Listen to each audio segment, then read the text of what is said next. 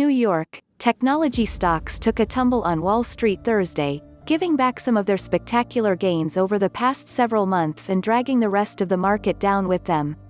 What you need to know: stocks plummeted Thursday following a record-setting rally on Wall Street. The Dow Jones fell as much as 800 points Thursday. Tech stocks are playing a major part in causing the downturn. Apple is on track for the biggest one-day loss since March. The S&P 500 was down 3.4% as of 11:20 a.m. Eastern Time, and the tech-heavy Nasdaq fell 4.8%.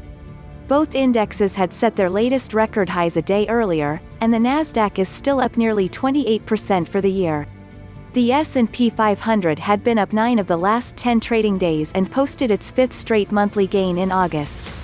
Big tech companies have posted outsized gains in recent months as investors bet that they would continue posting huge profits even with many coronavirus restrictions still in place as people spend even more time online with their devices.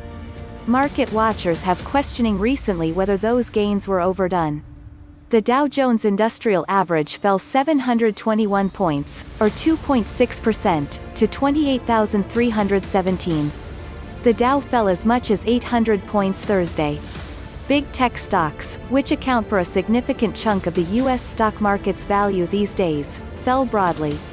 Apple dropped 6%, Amazon lost 4.3%, and Facebook gave back 5.1%.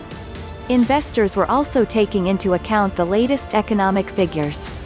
The government reported that the number of Americans who applied for unemployment benefits fell last week to 881,000, a still very high number but slightly better than what economists had expected. A gauge of the services sector also came in slightly worse than economists were looking for. The stock market has rallied this spring and summer after plunging in March as investors realized the economic toll the coronavirus pandemic was going to cause.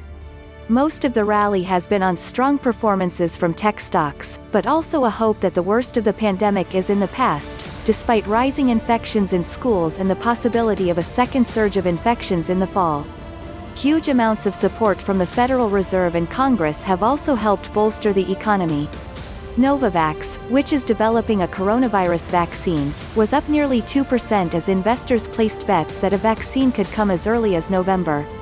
Investors will be paying close attention Friday when the Labor Department releases its August job report. Economists surveyed by FactSet forecast that the U.S. economy created 1.4 million jobs in August, but that would be down from 1.74 million jobs in July. Tens of millions of Americans remain unemployed, however, as seen by this week's unemployment benefits numbers.